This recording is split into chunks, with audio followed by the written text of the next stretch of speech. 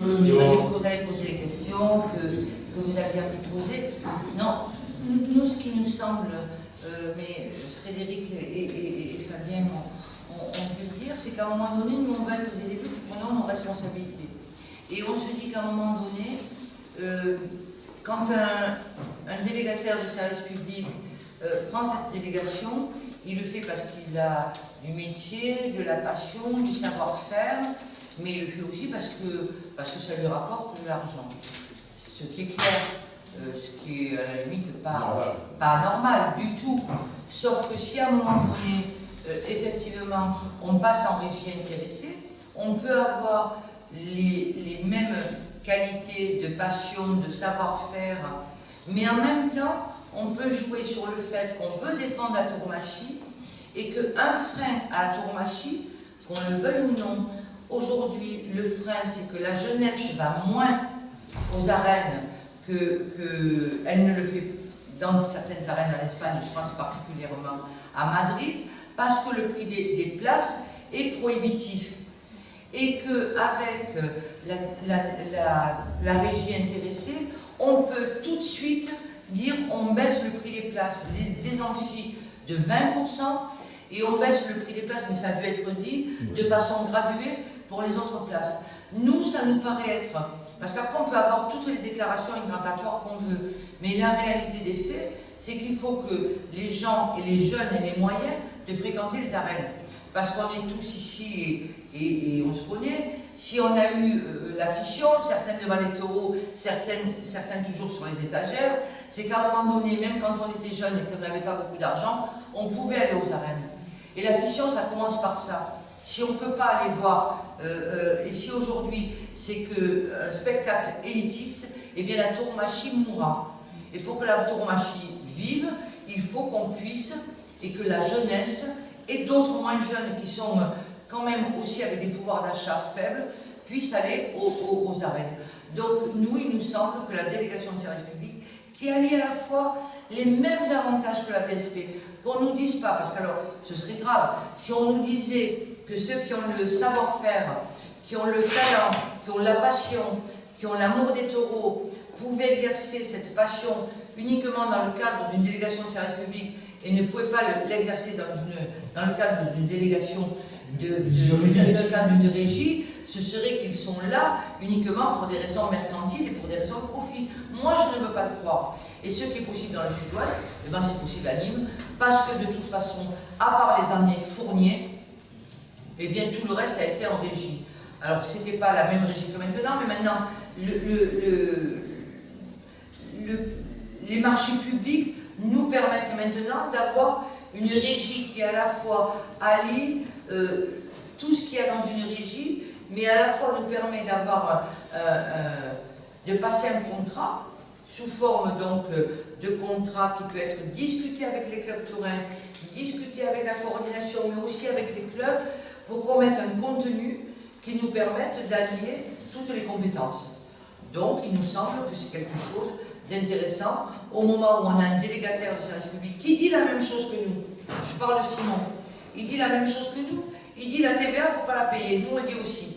Et lui, il dit, eh ben, les spectateurs la paient, mais moi, je la provisionne sur mes comptes. Je la mets de côté au cas où l'État me la demande.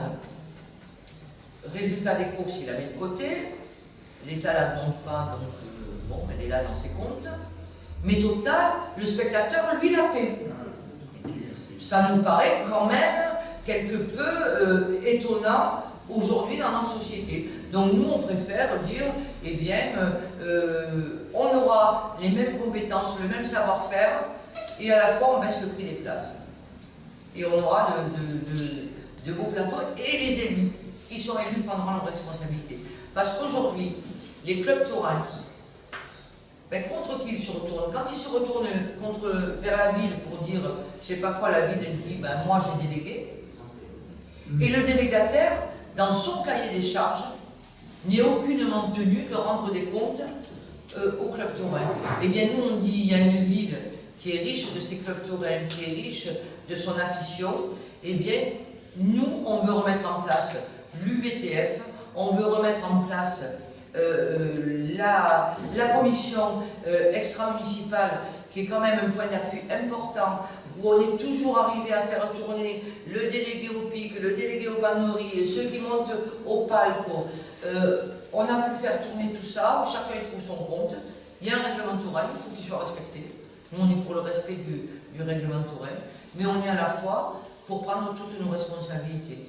Donc, ce qui existe ailleurs peut exister ici, ça a déjà existé ici, et en même temps, si on baisse le prix des places, eh bien, il me semble que, contrairement à toutes les grandes déclarations qui sont faites d'un côté et de l'autre, eh bien, on est le meilleur soutien à la fission, parce que le fric, ça compte. Et que payer un enfant 20 € ou le payer 20% moins cher, 21, moins 20%, je sors 16 €. Ben, entre 16 € tous les jours et 21 €, ben, vous voyez ce que ça fait, quoi. C'est pas neutre. Hein. Donc, et vous savez, certains d'entre vous, mais Jean-Marie, tu n'y étais pas, je ne sais pas si tu y étais, non. Quand on est allé à la coordination des clubs taurins,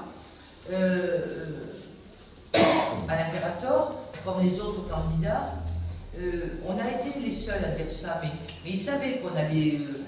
eh bien, vous savez, moi j'ai vu, et je ne le dis pas pour les bouffes, parce qu'on est là entre amis, à la fin de la réunion, j'ai au moins 2 listes, 2 représentants de liste qui sont venus me voir, en me disant, mais si tu étais passé avant, on n'aurait pas défendu nous la DSP, parce que la régie intéressée nous paraît beaucoup plus intelligente, et tu as raison. Et il y en a même un d'une liste que je connais bien, qui m'a dit, en fait, il n'y a que les imbéciles qui ne changent pas d'avis. Donc, ça me prouve que notre proposition, elle est complètement crédible, qu'elle est complètement... et après, ben, on fait un marchand. D'autant que ce n'est pas par autoritarisme ni rien, puisque nous, on s'engage à ce que le contrat qui sera présenté au délégataire, on ne le fasse pas en catimini, mais on bâtisse ensemble son contenu pour savoir, eh bien, celui qui sera choisi, à quels critères objectifs il répondra, de savoir-faire, de compétences, d'expérience, de contenu et d'allant à son affition, bien évidemment. Donc ça nous paraît tout à fait possible. Nous, on y croit, on en a envie. Et je sais que, voilà, ce que je voulais dire, c'est que, bien que nous soyons les seuls aujourd'hui à le dire, je crois que c'est partagé bien au-delà de notre liste, par d'autres listes, mais qui peut-être n'avaient pas les compétences et l'éclairage que pouvaient nous donner Frédéric et Fabien, eh bien, se sont embarqués parce que, eh bien, du coup, il y a une DSP et alors on continue. On continue. Avec tout ce qu'on sait quand même de ce qu'il y a eu, de lourd et de cher. Parce que, allez, 1,4 million, on retombe à 1 million, moins les 368 000 qui sont donnés dans le cadre de la régie, on arrive à 700 000 qui rentrent dans les caisses de la ville, et bien ça permet quand même si on les retourne uniquement vers la fission, et bien de faire des choses. De faire des choses dans les milieux touraines, de faire des choses avec les clubs touraines, de faire des choses pour que la tauromachie vive aussi en dehors des deux fériés.